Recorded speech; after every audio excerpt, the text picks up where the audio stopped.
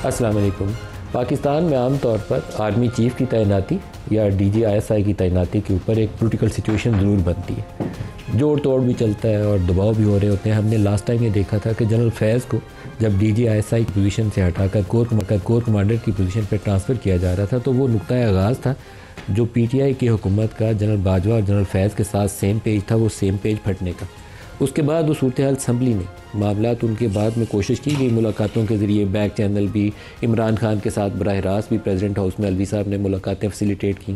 ख़ुद president Alvi army house चल के जाते रहे, जनरल बाजवा रात को जाके मिलते रहे, असद उमर जाके मिलते रहे जनरल बाजवा से, लेकिन मामला फिर संभला नहीं, पॉइंट ऑफ नो रिटर्न पर चला गया। मौजूदा जो आर्मी चीफ़ है फील्ड मार्शल सैयद आसिम मुनीर, इनके साथ मौजूदा हुकूमत का एक अच्छा ताल्लुक़ चल रहा है पिछले 3 साल से।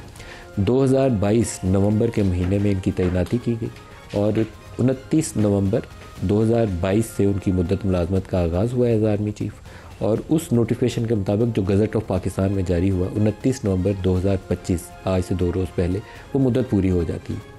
लेकिन 2024 के अंदर आर्मी एक्ट के अंदर अमेंडमेंट की गई और इस जो उनका होता है आर्मी चीफ़ का, उसकी मुद्दत मुलाजमत जो थी 3 साल से बढ़ाकर 5 साल कर दी गई।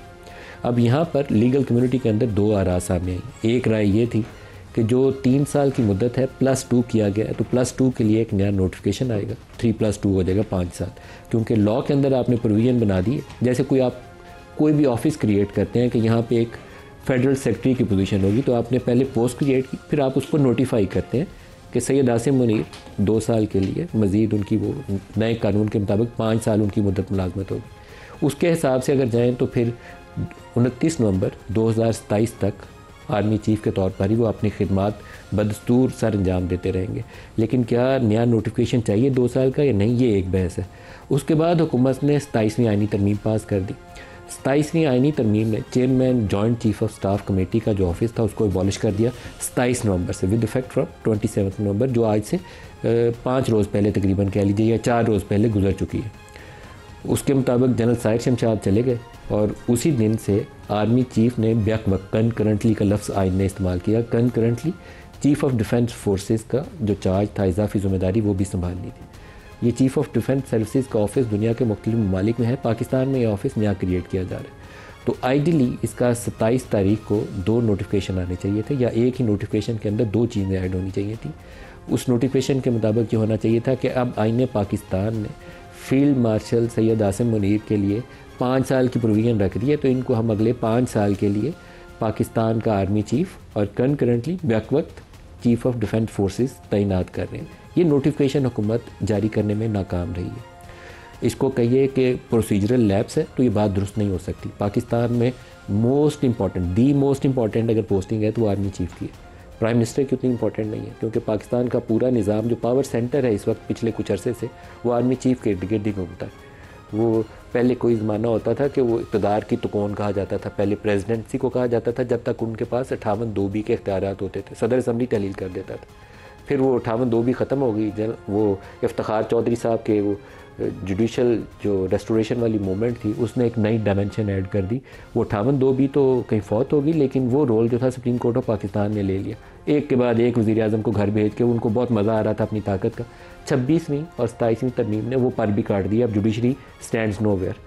प्राइम मिनिस्टर इतने मजबूत हैं नहीं, कम अज़ कम मौजूदा वज़ीर आज़म इस पोजीशन में नहीं है कि वो कन्फ्रंट करेंगे किसी को, या ऐसी पोजीशन इख्तियार करेंगे कि वो इनॉय करना चाहें उस अच्छे अरेंजमेंट को जिसके सबब वो हुकूमत में बैठे हुए हैं पिछले 3 सालों में। पहले PDM की गवर्नमेंट और अब उसके बाद ये जो इलेक्शन के बाद वाली हुकूमत है, जिसके ऊपर उनकी अपोजिशन अभी तक उनके नताइज को तस्लीम नहीं करती। प्राइम मिनिस्टर 4 रोज़ से लंदन बैठे हुए हैं। वो जाने से पहले ये नोटिफिकेशन कर सकते थे, दस्तखत कर सकते थे, वहाँ से दस्तखत करके भिजवा सकते थे, हदायत जारी कर सकते थे, नहीं की। ख्वाजा आसिफ जो वज़ीर दिफा है, उन्होंने एक ट्वीट से इसकी वजाहत करने की कोशिश की, लेकिन उससे डैमेज और हुआ।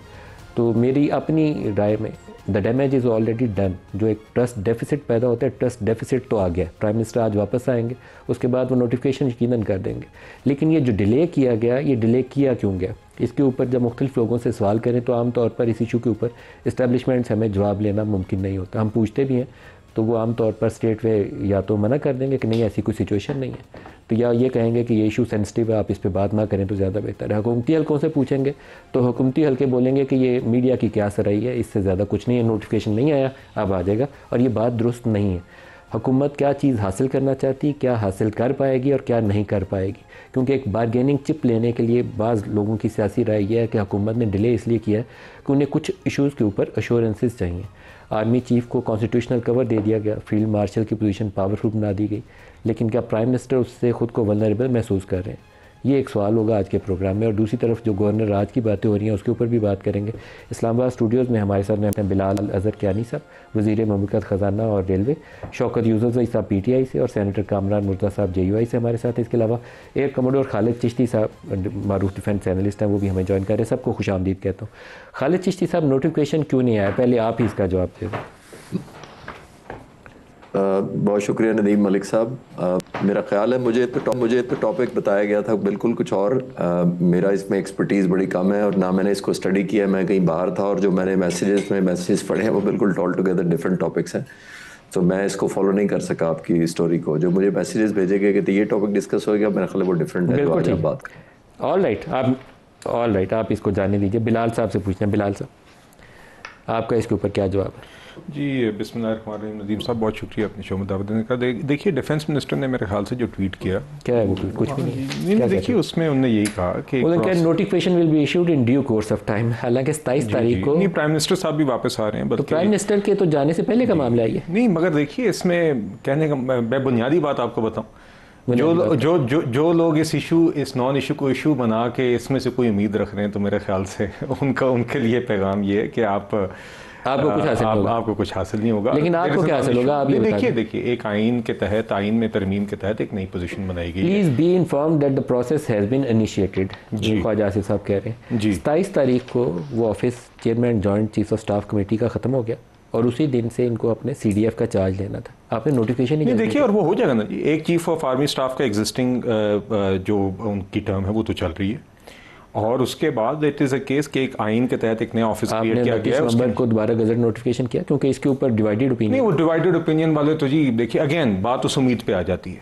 मैंने भी सुनी है जी, लोगों को शौक है ड्राइंग रूम में हर किस्म की बात करने का। आपको क्या शौक था? आप अपना नहीं बता रहे। माय पॉइंट इज कि कोई इशू वो नहीं है जो लोग समझ रहे हैं। वो इशू है क्या? वो नहीं, कोई इशू नहीं है। Exactly my point.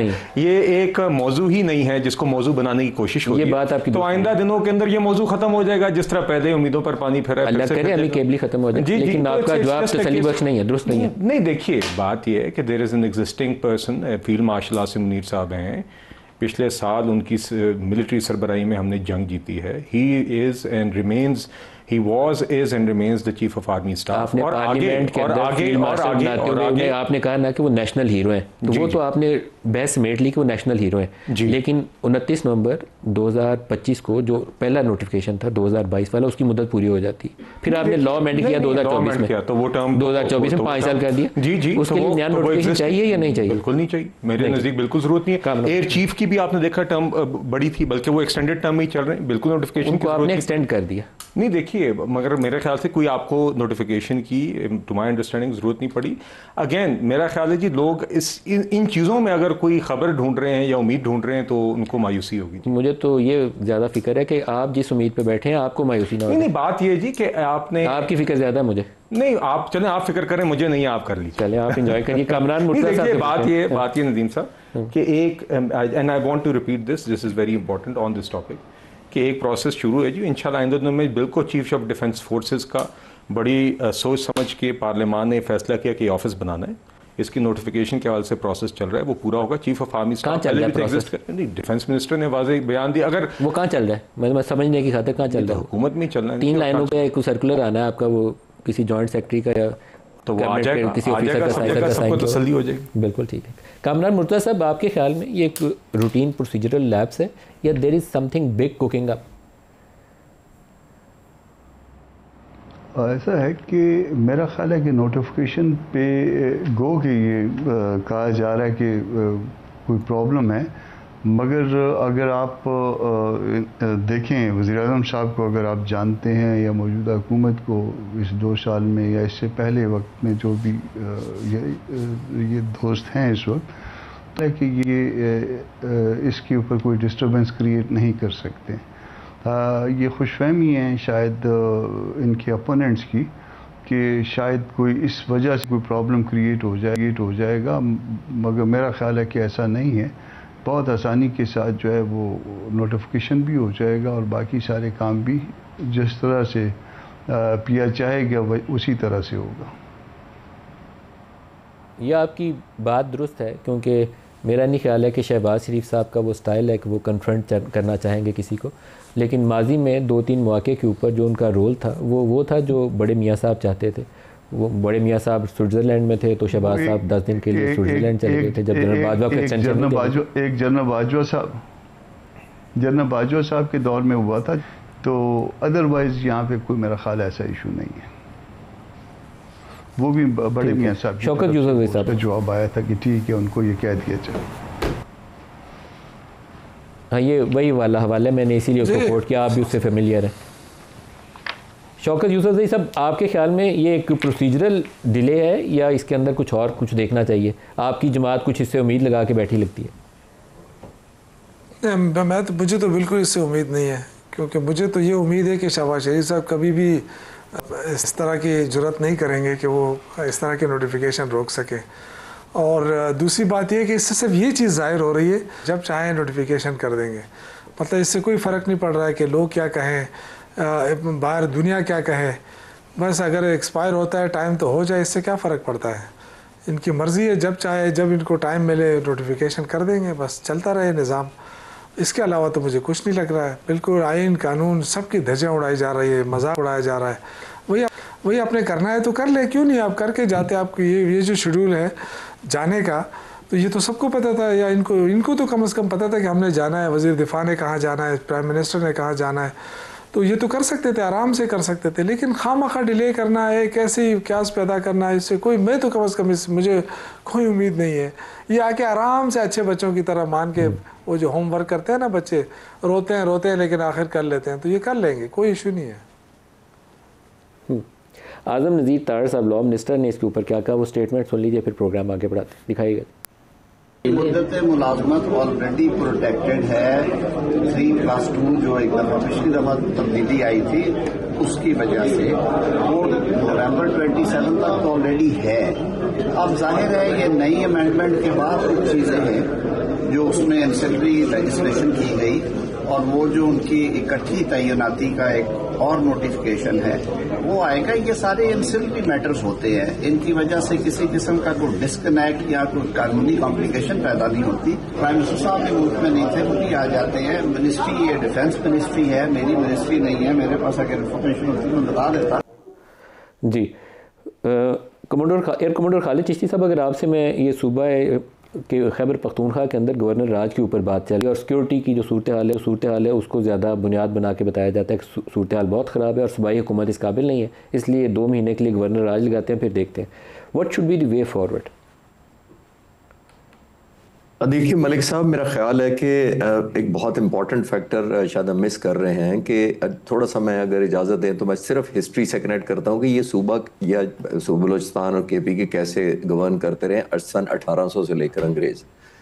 1800 में बहुत सारी डिफरेंट स्काउट्स और मलेशियाज़ बनाई गई थी, और वो क्यों बनाई गई थी? वो इसलिए बनाई गई थी कि ये पूरे का पूरा एरिया ब्रिटिश जो थे वो अपने कब्जे के बावजूद गवर्न नहीं कर पाए थे, क्योंकि टेरेन ऐसी थी, रगड़ थी, लोगों उनके ट्राइबल कल्चर ऐसा था, यहाँ जिरगा सिस्टम ऐसा था।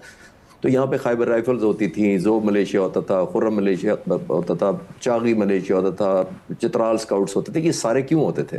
ये बुनियादी तौर पर इसलिए होते थे कि एक ब्रिज के तौर पर काम करते थे। फिर 1907 में ये कन्वर्ट की गई थी फ्रंटियर कोर में। और फ्रंटियर कोर क्यों गई थी और किसी के नाम पे कोर क्यों नहीं है? अब इस एरिया में कोर इसलिए है कि यहाँ पे मैनेज करना बहुत मुश्किल था, लोकल इन्वॉल्वमेंट के बगैर यहाँ गवर्नेंस पॉसिबल नहीं थी। स्टेक होल्डर्स लोगों को बनाया गया था। लोगों का मतलब यही है कि वो वहीं से लोग जो मलेशिया थे वहीं से सिलेक्टेड थे, उन्हीं की नुमाइंदगी करते थे, वहीं पे हायर किए जाते थे। तो एक सेंस ऑफ इन्वॉल्वमेंट या सेंस ऑफ पार्टिसिपेशन उस वक्त भी ज़रूरी थी। गोरों ने इतनी बड़ी सल्तनत चलाई और उसके दौरान भी समझा। आज तक फ्रंटियर कोर मौजूद है।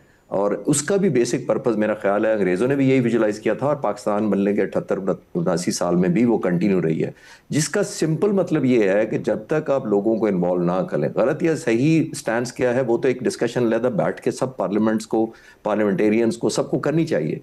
वे फॉरवर्ड तो स्टैंड अलोन तो कोई भी दुनिया की नहीं लड़ सकती आर्म फोर्सेस, और अगर अंग्रेज़ों ने इतने साल लड़ के देख लिया और फिर नतीजा यही निकाला कि सेंस ऑफ बिलोंगिंग है। देखिए एक बहुत, जिस जनरल ने ये बनाई थी उसने एक बड़ी ज़बरदस्त कोटेशन कही थी, और उस जमाने में वॉइस रहा था क्रुजन था, उसने ये कहा था, उसने कहा था let the land, the people of the land be the owners of the land. तो इसका मतलब ये है कि सेंस ऑफ बिलोंगिंग के बगैर आप कोई चीज़ नहीं कर सकते, या कर सकते हैं तो कामयाब नहीं होगी। तजर्बे कर सकते हैं बहुत ज़्यादा। तो सर गवर्नर राज लगा के पीपल ऑफ द लैंड की ओनरशिप होगी या अनइलेक्टेड बंदा एक गवर्नर के तौर पर वहाँ बैठा रूल कर रहा होगा, ये तो आपकी इस फिलॉसफी के बिल्कुल उलट हो जाएगी बात। मैं तो यही अर्ज करने की कोशिश कर रहा हूं कि गवर्नर राज का तो मतलब है कि रेस्ट एवरीथिंग हैज फेल्ड, जिसका मतलब तो मैं यही अर्ज करने की कोशिश कर रहा हूं कि नुमाइंदगी इर्रिस्पेक्टिव कहाँ है, लेकिन अगर हम पार्लियामेंट सिस्टम पे बिलीव करते हैं तो लॉजिकली वही लोगों को रूल करना चाहिए, वही लोगों को वे फॉरवर्ड डिसाइड करना चाहिए। हर चीज पे देखिए फैसला हो सकता है, कंसेंसस डेवलप हो सकता है, simple logic has to sell, it has to have way forward. ये नहीं कह सकते कि अनरीजनेबल कोई चीज है जो थ्रस्ट की जाएगी। तो मैं तो अभी भी कह रहा हूं कि let the owners of the land be the keepers of the land. तो अगर वो कीपर्स और ओनर्स में फर्क होगा तो एडमिनिस्ट्रेटिव डिफिकल्टीज आएंगी, पॉलिटिकली डिफिकल्टीज आएंगी, और फिर लॉ एंड ऑर्डर तो आपने देख लिया कि वो है। आई थिंक ये इनबिल्ट है उसके अंदर। अगर कोई शॉर्ट लिव्ड हुकूमत समझती है कि चीज़ें आउट ऑफ कंट्रोल है तो may not be the ideal situation. मैं तो अर्ज कर रहा हूँ कि मेरा ख्याल है कि ओनर्स और कीपर्स एक हों तो ज़्यादा एक गुडविल होगी, सेंस ऑफ बिलोंगिंग होगी, सेंस ऑफ डेप्रिविएशन नहीं होगी, और जैसे मैंने कहा कि कोऑसिवनेस ज़्यादा होगी और यूनिटी होगी, जिसको आपका दुश्मन फिर एक्सप्लॉइट नहीं कर पाएगा। और जितनी डिस्कनेक्ट होगी, खलीज होगी। बिलाल साहब से भी पूछें जी, बिलाल साहब आपकी हुकूमत क्यों सोचती है कि गवर्नर राज एक हल हो सकता है? नहीं, देखिए गवर्नर राज जो है ना जी, एक आइन में एक ऑप्शन अवेलेबल है। क्या ये प्राइमरी ऑप्शन है? कभी भी नहीं होती जी। क्या ये डिज़ायरेबल ऑप्शन भी है? कभी भी नहीं होती। But it is an option of last resort. Last resort तक आप पहुँच चुके हैं। नहीं, देखिए तो अब बात यही है ना जी कि अगेन अब ये रियासत ने, और ये कभी ना कभी there is a reason why this option exists. इसका अगेन, और इसको हमेशा बहुत आपने एहतियात के साथ और बिल्कुल सारे ऑप्शंस को एग्जॉस्ट करके ही इस्तेमाल में लाना होता है, मगर ये ऑप्शन बहरहाल एग्जिस्ट करती है। हम चाहते हैं कि जो हुकूमत वहाँ पर मौजूद है वो अगर रियासत के ख़िलाफ़ ना चले या दहशतगर्दी में जंग के ख़िलाफ़ जंग में हिस्सा डालने के बजाय जो अभी वो खलल डाल रही है, अगर इस काम से वो रुक जाए तो बेहतर होगा।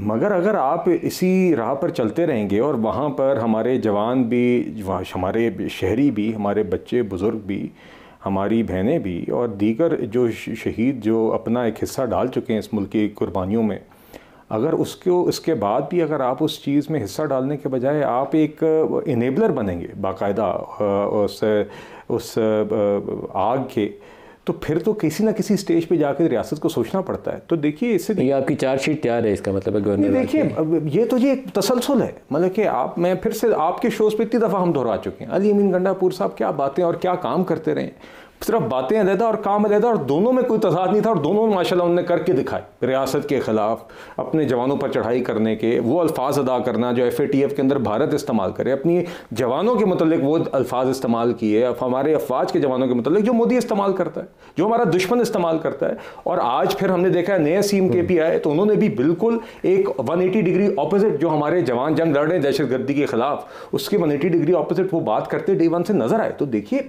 एट सम स्टेज हम उन कुर्बानियों के भी तो जवाबदेह हैं ना जी। जो जवान हमारी कुर्बानियां दे चुके हैं या जो आज भी हिस्सा डाल रहे हैं, जो आज भी अपनी ज़िंदगी दाव पर लगा रहे हैं, हम उनको भी जवाबदेह हैं। हमने उसके साथ भी इंसाफ करना है। तो इसीलिए ये बहस तभी छिड़ती है जब चीज़ें इस नहज पर पहुंच जाती हैं, और हम उम्मीद करते हैं कि एट सम स्टेज PTI भी और ये खैबर पख्तूनख्वा की हुकूमत होश के नाखून लेगी और इन चीज़ों के बारे में बेहतर तरीके से। कामरान मुर्तज़ा साहब, क्या गवर्नर राज हल है या मसाइल का एक नया आगाज़ है? गो कि इसको गैर दस्तूरी नहीं कह सकते, मगर इसको जमहूरी भी नहीं कह सकते। ये मसाइल का हल भी नहीं है, बल्कि मसाइल को और बढ़ाएगा। इस वक्त जो मुल्क के हालात हैं, और स्पेशली 2 सूबों में, उसमें से एक सूबे में ये पोजीशन जो है ना मज़ीद ख़राब हो जाएगी, खुदा न खास्ता। तो हल तो इस वक्त सिर्फ ये है कि एक ग्रैंड डायलॉग का आगाज़ किया जाए और उस आगाज़ के साथ जो है मामलात को किसी तरह से सेटल करने की कोशिश की जाए। ये बात छोड़ दीजिए कि माजी में कौन गलत था कौन दुरुस्त था। अगर हमने गलतियां और दुरुस्तियां जो है ना इसको गेज करना शुरू कर दिया तो शायद हमको जो है पूरे पाकिस्तान में कोई एक शख्स भी जो है अच्छा नहीं मिलेगा, कम अज़ कम इस सियासत में तो, या जो ट्रेजरी में रहे उसमें। तो इसलिए बेहतर ये है कि हम जो है एक दूसरे पे कीचड़ उछालने के हम उसको छोड़ें, आगे बढ़ें और बातचीत का आगाज़ करें। अगर बातचीत का आगाज़ नहीं करेंगे तो हमसे देर हो चुकी है, मज़ीद देर जो है ख़राबी पैदा करेगी। सर इसको लिए करना क्या चाहिए, क्योंकि हुकूमत के जो वज़रा बयान दे रहे हैं उससे उनकी इंटेंट बिल्कुल वाज़ेह है, चार्जशीट तैयार करके बैठे हुए हैं, तो मुझे लगता है सिर्फ मौका ढूंढ रहे हैं। इसमें मैं नहीं कह सकता कि सेंस परवेल करेगी या नहीं करेगी, मगर जो है उसमें जो करना ये है कि अगर कोई शख्स जो है ना वो अपना नाक नीचे नहीं करना चाहता तो किसी तीसरे फरीक को बीच में डाल के बातचीत का आगाज़ किया जाए। और ये काम हुकूमत की तरफ से होता है। अगर हुकूमत ने इसमें उस खैबर पख्तूनख्वा हुकूमत को हटाने की कोशिश की, नताइज जो है मज़ीद ख़राब हो जाएंगे और ये अच्छा नहीं होगा मुल्क के लिए किसी सूरत में भी। शौकत साहब, क्या कोई ऐसा तरीक़ाकार मौजूद है कि कोई तीसरा फरीक दरमियान में आ जाए और मीडिएशन का रोल अदा करे PTI और हुकूमत के दरमियान? देखिए नज़ीम मलिक साहब, पिछले दिनों APC हुई है, उस APC में हमने सबको बुलाया था। उसमें JUI भी थी, जमात इस्लामी भी थी, मुस्लिम लीग नून भी थी, उसका अपोजिशन लीडर था, पीपल्स पार्टी के गवर्नर साहब थे। सब ने मिल के एक मुत्तफ़िका एलामिया जारी किया और उस एलामिया में ये कहा वफाकी हुकूमत से कि वो आए बैठें और एक मुश्तरका लाएमल बनाए दहशतगर्दी के ख़ात्मे के लिए, ताकि कोलेटरल डैमेजेस कम से कम हों। अब ये बात गुजरे कई दो हफ्ते तो हो गए हैं, वफाकी हुकूमत की तरफ से कोई रिस्पांस नहीं आ रहा है और मुसलसल ये कह रहे हैं कि जी सूबाई हुकूमत जो है वो दहशतगर्दी को ख़त्म करने में रुकावट बन रही है। कहाँ रुकावट बनी है, कौन सी रुकावट है? लेकिन सिर्फ ये कि चूँकि ये बग़ैर एम्पायर के खेलने के आदी हैं, ये न्यूट्रल एम्पायर को मानते ही नहीं है, ये अपोजिशन को मानते ही नहीं है, न ये अपोजिशन लीडर को मुकर्रर करना जानते हैं। कहते जी अपोजिशन लीडर भी हमारी मर्ज़ी से हो। ये पहली जमहूरियत में देख रहा हूँ जिसमें हुकूमत कहती है कि जी अपोजिशन लीडर हमारी मर्ज़ी से हो। न सेनेट में अपोजिशन लीडर है, न कौमी असम्बली में। तो अब ये सिलसिला इस तरह तो नहीं चल सकता। आप एक पार्टी को कितने दीवार से लगाएंगे, उसके कितने लोगों को आपने जेलों में डाल दिया, लीडर को डाल दिया। अब आप मुलाकात की भी इजाज़त नहीं देते हैं। अगर हम पुरअमन एहतजाज की बात करते हैं तो नहीं जी ये इंतशारी हैं। अब अगर यहाँ पे आपसे दहशतगर्दी कंट्रोल नहीं हो रही है और आप क्रॉस बॉर्डर टेररिज्म को नहीं ख़त्म कर सके, तो अब इसमें हमारा क्या कसूर है? हम तो आपको ऑफ़र कर रहे हैं कि आओ बैठे। क्या सुहेल अफरीदी ने पिछले दिनों स्टेटमेंट नहीं दिया है कि हम मिलकर हम चाहते हैं कि दहशतगर्दी को ख़त्म करें? अब इसके अलावा क्या किया जाए? वफाकी वज़रा आए दिन नए नए शोशे छोड़ रहे हैं, कभी धमकियाँ दे रहे हैं, कभी गवर्नर राज लगाने की बात करते हैं, कभी क्या। इससे मामलात को सुधारना मुश्किल है। इनसे देखें मुल्क नहीं चल रहा, ये मान ले। मईशत तबाह हो गई है, 40,000 अरब से ज़्यादा कर्जा ले लिया है, फिर भी IMF की तरफ देख रहे हैं। कब तक IMF की तरफ देखते रहेंगे? ये जो 5,300 अरब रुपए का गबन हुआ है, इसके ज़िम्मेदार कौन है? अभी इससे तवज्जो हटाने के लिए सारे शोशे छोड़े जा रहे हैं। ये जो इस तरह की धमकियों से मैं नहीं समझता कि मुल्क ठीक हो जाएगा या मुल्क में कोई बेहतरी आ सकेगी। आपने 8 फरवरी को जितना मैंडेट चुराना था चुरा लिया। आप उस वक्त भी खैबर पुख्तनख्वा का मैंडेट नहीं चुरा सके, न छीन सके। तो अब अगर कोशिश करेंगे तो इसका नताइज अच्छे नहीं होंगे। हम अल्लाह ताला से दुआ करते हैं कि ये मुल्क कायम भी रहे और ये मुल्क में अमन कायम रहे। इसके लिए हमें मुश्तरका कोशिश करनी होगी। इसमें किसी की जीत किसी के हार की बात नहीं है, हमें बैठ के बात करनी होगी। अगर बैठ के बात न की जाए तो मेरे ख्याल से फिर मामलात नहीं सुधरेंगे। देखिए भुट्टो साहब ने भी, उनके दौर में भी आपने देखा होगा कि जब KP की हुकूमत ख़त्म की गई, उस वक्त शायद नेप था, क्या नाम था उसका, और वो हुकूमत ख़त्म की गई तो उसके बाद कौन सी स्टेबिलिटी आई? वो यानी मुल्क इस तरह नहीं चलते कि आप जमहूरियत के नाम को तो जमहूरियत का नाम इस्तेमाल करें लेकिन सारी का हरकतें गैर जमहूरी करें। तो हमें तो यही उम्मीद है कि ये हुकूमत जितनी गलतियां कर सकती थी कर लिया। और किसी के सहारे पे, एस्टेब्लिशमेंट के सहारे पे इन्होंने जिसको दबाना था दबा लिया। लेकिन आगे मेरे ख्याल से ये चीज़ें और नहीं चल सकेंगी, इससे मुश्किलात ही मैं देख रहा हूँ। ब्रेक करीब आ गई है, एक ब्रेक ले लें।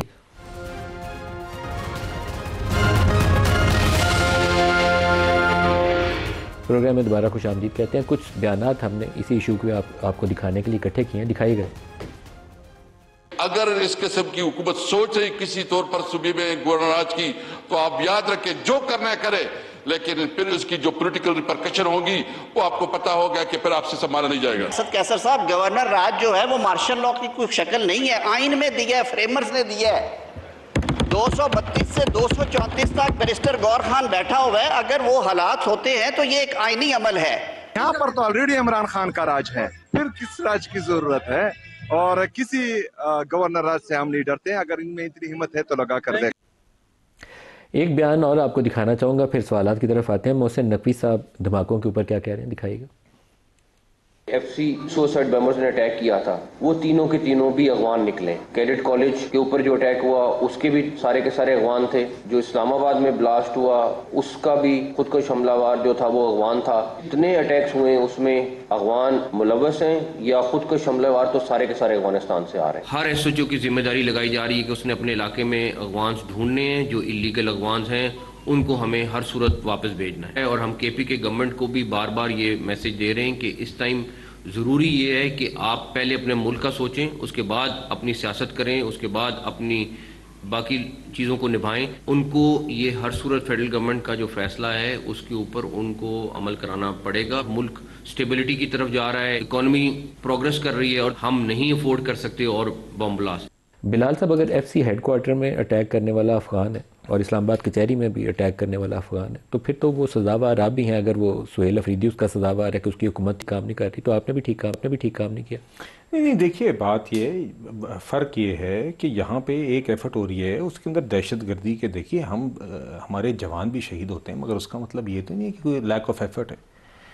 तो देखिए ये लैक ऑफ एफर्ट का इल्ज़ाम आप आयद कर रहे हैं। नहीं, बिल्कुल हम कर रहे हैं जी, क्योंकि आप उनके अल्फाज में देखिए, उनके अल्फाज में होता है। आप जब खैबर पख्तूनख्वा में हमला होता है तो आप मुझे बताइए कि ये पिछले CM KP law and order की ऑप्टिकली कितनी मीटिंग्स आपको करते हुए नजर आए हैं। जब प्रोग्राम कर रहे हैं तो आज भी 2 अटैक हैं, एक आई थिंक बलूचिस्तान में, दूसरा KP में। तो देखिए जी, ये एक जंग है, मगर आपको देखिए या तो हो कि बज़ाहिर ऑप्टिकली सही, सुपरफिशली सही आपको CM KP ये वाले या पिछले वाले इस इशू के ऊपर तवज्जो देते हुए नजर आ रहे हैं। उनका फोकस ही नहीं है, उनका फोकस है एक शख्स की रिहाई। और उस वक्त पे जिस वक्त पे उस सूबे में वो आपकी फ्रंट लाइन बनी हुई है खैबर पख्तूनख्वा, आप उस एक शख्स के पीछे पूरी रियासत क्यों लगी हुई है? नहीं, देखिए हम नहीं लगे हुए। आप नहीं लगे? हम नहीं बिल्कुल लगे। अच्छा, वो मुजरिम है, जेल में मौजूद है, वो जाने और उसके जराइम जाने जी। मगर आपने अगर खैबर पख्तूनख्वा में आपकी हुकूमत और है, आप अगर दहशतगर्दी में की जंग में अपना हिस्सा नहीं डालेंगे, और जो बात अभी इंटीरियर मिनिस्टर कर रहे थे ये बिल्कुल जायज़ बात है। देखिए देयर इज नो स्पेस इस बात में अभाम के लिए। बिल्कुल जो शहादतें और जिस तरह की जंग हम लड़ रहे हैं इसके अंदर बिल्कुल क्लैरिटी होनी है। वो उनसे क्या कह रहे हैं कि यार आप CM KP हैं, आप अपने IG पुलिस को आप आके बताएं कि आप SHOs को कह रहे हैं, और आप बताएं कि आप क्या एफर्ट कर रहे हैं दहशतगर्दों को पकड़ने के लिए। आप तो ये करने को भी तैयार नहीं है। कामरान मुर्तज़ा साहब, जो इस्लामाबाद में दफ़ा 140 लगा दी गई, अभी से थोड़ी देर पहले उसका नोटिफिकेशन भी आ गया, और उसमें एक बड़ा इशू यह है कि शायद कल PTI प्लान कर रही थी कि इमरान खान से 1 महीने से मुलाकात नहीं हुई तो हम प्रोटेस्ट करते हैं, तो दफ़ा 140 लगा दी। कल बुशरा बीबी की बहन है मरियम, उन्होंने मुझे मैसेज किया, उन्होंने कहा कि आप इमरान खान का तज़किरा करते हैं कि उससे मुलाकात नहीं 1 महीने से हुई, तो हमारी अपनी बहन से भी मुलाकात 1 महीने से नहीं हुई। तो ये क्या दुरुस्त है कानून के मुताबिक, या एक गैर कानूनी अमल है जिसकी मुर्तकब हो रही है हुकूमत? बिल्कुल दुरुस्त नहीं है, गैर कानूनी भी है, गैर इखलाकी भी है। इसको किसी तरह से भी सपोर्ट नहीं किया जा सकता, और इसके वज़ा विज़ जो है वो फिर एलिगेशंस ऐसे आने शुरू हो गए हैं जो अनरेस्ट क्रिएट कर रहा है। मैंने आज भी तजवीज़ दी है हाउस में कि आप ऐसे करें, अगर आपको कोई प्रॉब्लम है इनसे मुलाकात करवाते हुए, PTI से मुलाकात करवाने का, तो फिर आप ये कर लीजिए कि आप एक पैनल बना दीजिए, यहाँ से दूसरे जो इंडिपेंडेंट सेनेटर्स हैं उसमें भले ट्रेजरी जो है वो ज़्यादा चली जाए, और जाके वो मुलाकात कर ले इमरान खान साहब की, और खैरियत कम से कम उनकी पता चल जाए। ये दुरुस्त तरीक़ाकार नहीं है। और आप माने या ना माने, बहरहाल उसकी अच्छी बुरी थोड़ी ज़्यादा फॉलोइंग तो है, और इस माजी को उसकी आप तब्दील नहीं कर सकते कि वो प्राइम मिनिस्टर रहे हुए हैं पाकिस्तान के। तो जिस चीज़ को तब्दील नहीं किया जा सकता उसकी रिस्पेक्ट करनी चाहिए। इस बात को अब भी मेरा ख़्याल है कि इसको दुरुस्त शक्ल दी जा सकती है, बजाय इसके कि कल खुदा न खास्ता आप बिगाड़ते बिगाड़ते इस हद तक ले जाएं कि कोई ऐसी शक्ल इख्तियार कर जाए जहाँ दुरुस्तगी मुमकिन ना हो, फिर ये भी मुदावा ना कर पाएँ। तो जिस चीज़ का मुदावा ना हो पाए। कामरान साहब, आपकी ये जो तजवीज़ है कि सेनेट की एक कमेटी बना दें और वो कमेटी जाके इमरान खान से मिल ले, तो बहुत ही मुनासिब चीज़ है। अगर वो उसके ऊपर अमल कर लिया जाए तो एक रास्ता निकल सकता है आइंदा आने वाले दिनों में। ये जो बहस कर रहे हैं बहस जो कर रहे हैं कि केपी में गवर्नर राज लगा दें, तो ये यहाँ से उसका रास्ता भी निकल सकता है कि आप नेशनल इलेक्शन प्लान को कैसे इन्फोर्स करना है। तो आप दोनों चीज़ों के ऊपर लेकर आगे बढ़ सकते हैं इस रास्ते से। बिल्कुल ऐसा हो सकता है। हाउस में तजवीज़ भी आई थी, अली जफ़र ने इसको सपोर्ट किया था, मगर फिर बाद में जो है ना वो फिर किसी और चीज़ों की नज़र हो गई। तो इस बात को अगर लेके चल पड़े, अगर सेंस परवेल करता है दोनों तरफ, तो मेरा ख्याल है ये एक दरमियान का रास्ता होगा और विन विन सिचुएशन हो जाएगी। शौकत यूसुफज़ई साहब, आपकी जमात इसको सपोर्ट करेगी? क्योंकि बहुत ही मुनासिब बात है, चाहे लॉ मिनिस्टर ख़ुद आज़म नज़ीर तारड़ उस कमेटी के हेड बन के चले जाएँ, साथ आपकी जमात का एक नुमाइंदा ले लें, कामरान मुर्तज़ा साहब को ले लें, बड़े सुलझे हुए और महज़ब आदमी हैं, तो जाके आप 3-4 लोग जाके मिल के आएँ और अपडेट कर दें, हाउस को भी अपडेट कर दें। देखिए ये भी ठीक है, हमें कोई इस पर एतराज़ नहीं है। वो तो देखें इमरान खान की जो सेहत के हवाले से बातें हो रही हैं, इस पर लोगों को तशवीश तो है, वो तो ख़त्म हो जाएगी, एक तशवीश तो ख़त्म हो जाएगी। लेकिन मैं ये पूछने की जसारत ज़रूर करूँगा कि आखिर एक आपने कहा ये कन्विक्टेड मुजरिम है, तो अगर कन्विक्टेड भी है तो क्या 302 के मुजरिम के साथ तो पाबंदी है कोई मुलाकात की? क्या जेल मैनुअल मना करता है इस चीज़ से? देखिए मेरा ख्याल ये है कि ये चार्जशीट बना रहे हैं, ये इस उम्मीद में है कि ये कोई गलती सरजद हो जाए। आप स्पेस ख़त्म करते जा रहे हैं, पॉलिटिकल स्पेस नहीं दे रहे हैं पीटीआई को, और हर उनके अमल को आप गैर आइनी डिक्लेयर कर रहे हैं। आप दफ़ा 144 लगा रहे हैं, पुरअमन एहतजाज की आप इजाज़त नहीं दे रहे हैं। इससे मामलात बिगड़ेंगे। ये जितना आप ज़ोर देंगे, जितना आप ताकत का इस्तेमाल करेंगे, उतना ही ये मामलात बिगड़ेंगे। और अभी तो ये है कि हमारे कंट्रोल में है ना, जो लीडरशिप है उनके कंट्रोल में है चीज़ें।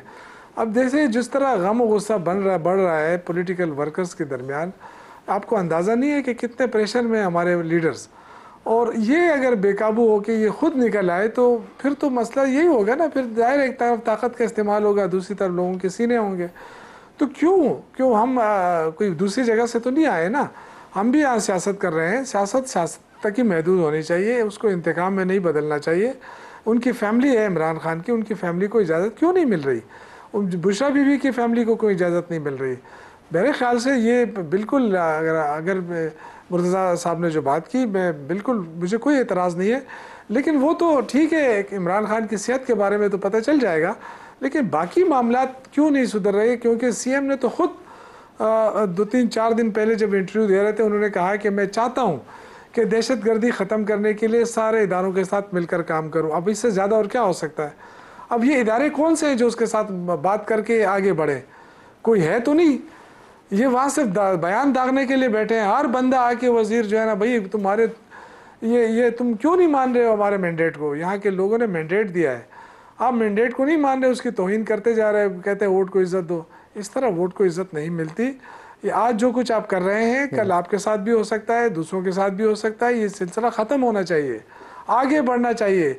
आपसे देखें ना, आपने 2 रुपये डीजल पेट्रोल सस्ता किया कल, आज आपने 7 रुपये 39 पैसे LPG महंगा कर दिया, 87 रुपये आपने घरेलू सिलेंडर महंगा कर दिया। ये कौन सा, तो कि आप आवाम को रिलीफ तो दे नहीं पा रहे हैं। आपका ग्रोथ रेट 1.6 से ऊपर जा ही नहीं रहा है। हमारे दौर की आप बातें करते हैं, हम 6 पर छोड़ कर गए थे। हमारे दौर में कोरोना के बावजूद लोगों को रोज़गार मिल रहा था, ये एक्सपोर्ट बढ़ी हुई थी। आज आप उससे ज़्यादा तो एक्सपोर्ट नहीं कर सके। आपका तो तिजारती खसारा कितना ज़्यादा, आप छुपा के फिर रहे थे। आपने IMF की रिपोर्ट छुपा रखी, उन्होंने आपको एक्सपोज किया। तो देखें, गवर्नेंस आपकी ठीक नहीं है। आप सिर्फ इस तरह लोगों को इस तरफ मत माइल करें कि जी बस PTI ख़त्म हो जाएगी तो पाकिस्तान सुधर जाएगा।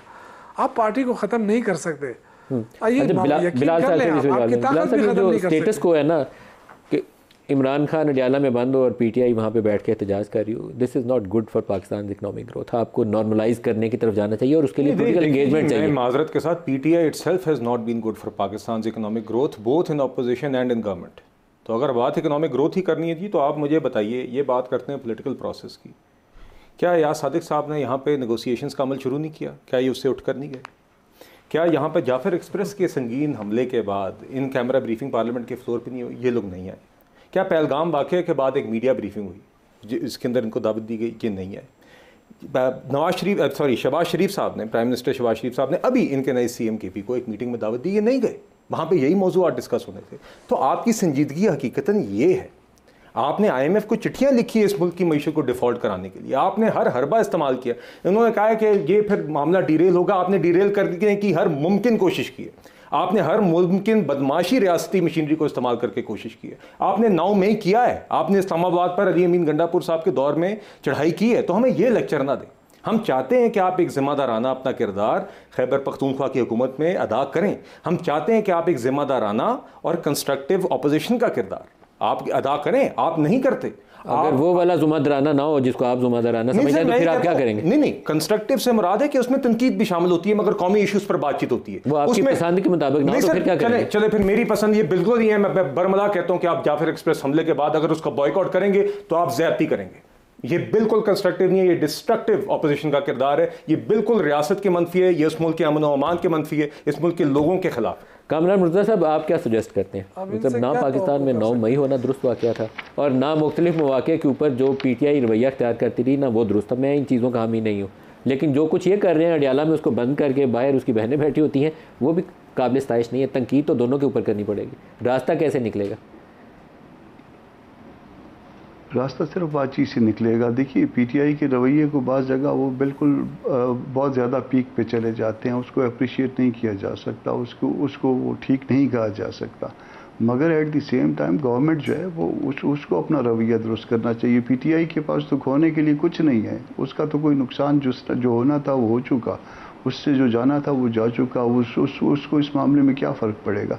अब तो खोने के लिए अगर किसी के पास कुछ है तो वो गवर्नमेंट है, वो मुस्लिम लीग नून है, वो पाकिस्तान पीपल्स पार्टी है, या उनके दोनों के इत्तेहादी हैं। तो इसको अपने लिए और अपने मुल्क के लिए, हम सब के मुल्क के लिए इस मामले को ठीक करना होगा। 2 साल तकरीबन गुजर गए, ये आधा वक्त गुजर गया, और आप देख लीजिए कि अभी तक जितनी भी रिपोर्ट्स आई हैं मईशत के हवाले से, जिसके ये अपने आप को एक्सपर्ट कहते हैं, जितनी भी रिपोर्ट्स आई हैं वो सारी की सारी इनके ख़िलाफ़ जा रही हैं। मुल्क में सब कुछ जो है वो अच्छा नहीं है, बल्कि शायद कुछ भी अच्छा नहीं है। तो इसलिए जो है हम आपस में बैठ जाएं, माजी की तलखियों पे मिट्टी डालें और आगे बढ़ें। सर, जो कामरान मुर्तज़ा साहब SIFC के खुद जो हेड हैं जनरल सरफराज, जो उनके पिछले चंद रोज़ के बयान हैं, सिर्फ आप उन्हीं को सामने रखें तो एक चार्जशीट है, पुअर गवर्नेंस और failure in growth. Taxation structure के ऊपर उन्होंने तहफ़्फ़ुज़ात का इजहार किया। तो अगर 3 साल से शहबाज साहब बैठे हों, पहले PDM में और अब 8 फरवरी के इंतखाबात के बाद, और ये सारी चीज़ें अभी तक नाकामी के तौर पर बताई जाएँ, तो फिर तो there is no plan on the table. ये बच्चे के पाँव पालने में नज़र आ जाते हैं, और अब तो 3 साल हो गए हैं। अब तो मतलब वो जो नेचुरल जो उम्र होती है हमारे यहाँ हुकूमतों की, वो तकरीबन जो है ना वो मुकम्मल होने वाली है या हो गई है। तो इससे ज़्यादा जो है ना वो लोग नहीं चला करते। ये बात शहबाज साहब को भी बावजूद जो है ना वो इतने समझब होने के इनको जहन में रखनी चाहिए। शौकत साहब,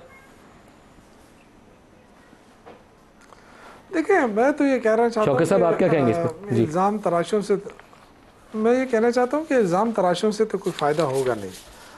आपने इमरान खान को जेल में डाल दिया, आप उसके ख़िलाफ़ केस चलाएं। आप क्यों नहीं चलाते हैं? समात क्यों नहीं करते हैं? उसकी तारीख क्यों नहीं निकालते हैं? आपके पास सबूत है तो ले आएँ। आप सिर्फ एक घड़ी के पीछे उसको बंद करके आप कहते हैं, और वहाँ 5300 अरब का करप्शन किया आपने, उस पर खामोशी इख्तियार की है।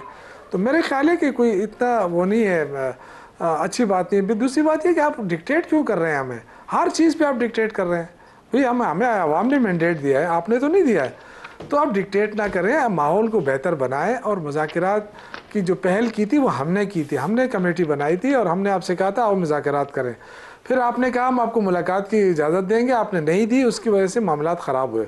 अब मसला ये है कि हुकूमत माहौल तो बना नहीं पा रही है, जितने वफाकी वजीर आ रहे हैं वो सिर्फ धमकियाँ ही दे रहे हैं। तो क्या धमकियों से मामला दुरुस्त हो सकते हैं? मेरा तो नहीं ख्याल है। ना इससे दहशतगर्दी ख़त्म हो सकती है। फिर अगर आप ये कह रहे हैं कि जी दहशतगर्दी सिर्फ केपी में है क्योंकि केपी हुकूमत नाकाम है, तो ये धमाका इस्लामाबाद में भी हुआ, ये धमाके और दहशतगर्दी बलूचिस्तान के अंदर भी हो रही, लेकिन आपने कभी बलूचिस्तानी हुकूमत को वो नहीं कहा कि जी हाँ दहशतगर्दी क्यों हो रही है। सही, केपी हुकूमत आपसे ताउन करना चाहती है। दहशतगर्दी हमें सबसे बड़ा मसला है दहशतगर्दी से। हम तो चाहते हैं कि यहाँ अमन हो, लेकिन आप हमें दहशतगर्दी ख़त्म करने के लिए आप हमारे साथ ताउन ही नहीं कर रहे। आप तो कह रहे हैं कि हमने ये करना है वो करना है, लेकिन कर कुछ भी नहीं रहे, सिर्फ चार्जशीट बना रहे हैं केपी गवर्नमेंट के ख़िलाफ़। तो आपका क्या ख्याल है कि आप आराम से इसी तरह आप हुकूमत तोड़ देंगे और आके यहाँ गवर्नर राज लगा देंगे और चीज़ें सारी स्मूथ हो जाएंगी? मेरे भाई ऐसा नहीं हो सकता। ये सारे सियासी लोग हैं हम, बिलाल साहब, और सियासी लोग जो है ना वो आप इस तरह आप नहीं कर सकते। रास्ता निकालिए सर। पार्लियामान में आज स्पीकर साहब और पीटीआई के लोगों के दरमियान में जो डायलॉग था उससे मुझे लगा कि गुंजाइश मौजूद है, सिर्फ आगे बढ़ने में आप लोग हेजिटेट कर रहे हैं। हमने क्या जी हेजिटेशन खत्म करें, बैठ जाए आपस में। कितनी दफा आप दावत देते हैं शख्स को? अगर बार-बार दें नहीं, बार-बार दिए तो फिर बार-बार ये भागें, बार-बार ये। इस वक्त सबसे बड़ा इशू है कि वो डाला के बाहर बैठे हुए हैं, आप उनको मिलने दें, बात ही खत्म हो जाए। नहीं, क्यों जी? देखिए आप नहीं, मैं ये कह रहा हूँ कि जेल मैनुअल के मुताबिक जो भी मुलाकात बनती है वो एक महीने से तो ही नहीं है। नहीं, देखिए हो जाएगी जी मुलाकात। अगर आपने हर चीज को मुलाकात से जोड़ देना ना, तो फिर माजरत के फिर आप पार्लियामेंट से जाएं। फिर आपका सारी बहस जो है मुलाकात के इर्द-गिर्द जुड़ी है। नहीं, उनकी भी जुड़ती है ना। और नहीं, देखिए ये बिल्कुल गैर मुनासिब बात है। अगर आपने पहलगाम वाक़े के बाद, जाफर एक्सप्रेस हमले के बाद प्राइम मिनिस्टर की सिक्योरिटी पर मीटिंग बुलाने को, हर चीज को इसका नथी करना, तो फिर आप गैर जिम्मेदाराना रवैये का। हम बालाकोट हमले के बाद आपको याद है हमारी सारी जमात पाबंद सलासिल थी। इमरान खान रोजाना थानेदार का काम करके देखता था कि इसको दवाई ना पहुंचे, इसको कुर्सी ना मिले, उसके बावजूद नहीं, मैं आपको मिसाल जो देना चाह रहा हूं, शहबाज शरीफ साहब तभी बतौर लीडर ऑफ द अपोजिशन उस मीटिंग में आए। कौन नहीं आया? मुसल्लत शुदा वजीर आजम इमरान खान। उसने कहा उस टाइम पे कि मैं नहीं बैठूंगा इस मीटिंग में, उसकी अनाने उस टाइम की इजाजत नहीं दी। हमने अपना कौमी किरदार सब भी अदा किया, हमने हमेशा अपना अदा किया। आप नहीं कर रहे, ना आपने हुकूमत में होते हुए किया, ना आप आज करने को तैयार हैं। शरीफ साहब हमारी मर्जी से लंदन गए थे, हमने उनको इजाजत दी थी, हमारी हुकूमत ने उनको इजाजत दी थी। इस तरह नहीं है। देखें इमरान खान के बारे में कीजिए, उन्होंने ऐसी उतारने का कहा, उतारा तो नहीं था ना, सियासी बातें होती हैं। लेकिन क्या बालाकोट हमले के बाद जो ब्रीफिंग हुई थी उसमें इमरान खान साहब आए थे कि नहीं आए थे? आप मुझे बताइए। बालाकोट हमले के बाद as prime minister did he not miss that? अगर इमरान खान इजाजत ना देते तो नवाज शरीफ चले जा सकते थे। सर बालाकोट नहीं जा सकते थे ना। सर आप लोगों की टांगे कांप गई थी कि नवाज शरीफ साहब को खुदा ना खास्ता कुछ हो गया तो आप सब भाग नहीं सके। पहली बात तो ये, और फिर आपने तस्दीक करवाई कि वो बीमार है, और आपके अपने डॉक्टरों ने दो ने तस्दीक की, तब उसके बाद ये मामले इसका रास्ता निकला। आपके अपने डॉक्टरों ने कहा कि हमने कहा ऐसा हो यानी तो मर जाए, एक आखिरी सवाल आपसे पूछ लो। नहीं लेना था, आप इंतकाम ले रहे हैं ना, आप इंतकाम ले रहे हैं। इस्लामाबाद हाईकोर्ट थे, और चीफ जस्टिस इस्लामाबाद हाईकोर्ट के तौर पर उन्होंने एक ऑब्जर्वेशन दी कि हुकूमत क्या यकीन दहानी करवाती है कि नवाज शरीफ 2 दिन तक जिंदा रहेंगे, अगर 2 दिन बाद अगर जवाब आना है तो उसके ऊपर पूरी हुकूमत जो थी वो बैकफुट पे चली गई और इन्होंने नवाज शरीफ को जाने दिया। वही जस्टिस अदम निनेला जिनकी अभी सुप्रीम कोर्ट से रुखती हुई ह्यूमन राइट्स इशू के ऊपर जो पोजीशन लेने वाले जज थे, PMLN ने उन्हीं को चलता कर दिया। तो जैसे कामरान मुर्तज़ा साहब, ये जजों वाला मामला जो है ये भी एक परेशान कुन है। अब शायद किसी को कोई रिलीफ देने की पोजीशन में जज भी नहीं होगा।